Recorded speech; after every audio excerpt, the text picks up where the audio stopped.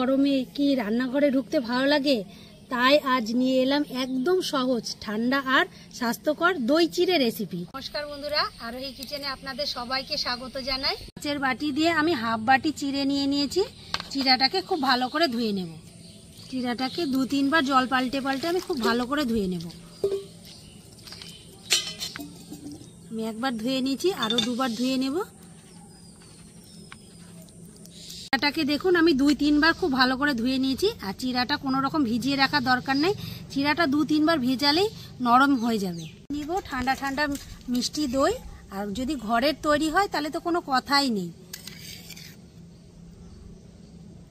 চিনি, চিনিটা আপনাদের পছন্দ মতো দিবেন, আপনারা কি রকম মিষ্টি খাবেন।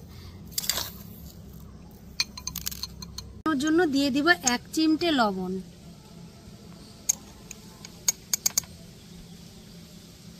এতে খেতে খুব ভালো লাগবে, টেস্ট হবে। সব উপকরণগুলো দিয়ে খুব ভালো করে এবার আমি মিশিয়ে নেব। দেখুন চিড়েগুলো কত সুন্দর নরম হয়ে গেছে, আর ভিজিয়ে রাখলে একবারেই দই হয়ে যাবে, কাদা হয়ে যাবে। কখনোই ভিজাবেন না, 2-3 বার ভিজানোর পরে কতটা সুন্দর নরম হয়ে যাবে।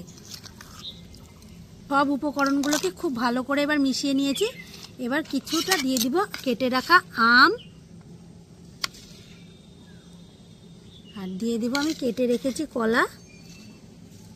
কলাটা দিয়ে দিব, খেতে খুব ভালো লাগবে আম কলা দিয়ে। আর উপরে দিয়ে দিব কিছুটা কিশমিশ। তো কেমন জমে উঠলো এই রেসিপি। শুধু সহজ নয়, পেট ঠান্ডা রাখবে, শরীরও ভালো রাখে।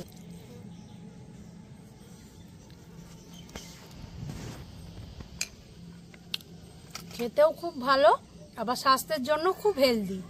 ভালো লাগলে আমাকে লাইক কমেন্ট শেয়ার করুন। আর আপনারা যদি নতুন হয়ে থাকেন একটা লাইক করে সাবস্ক্রাইব করে দিবেন আমার চ্যানেলটাকে।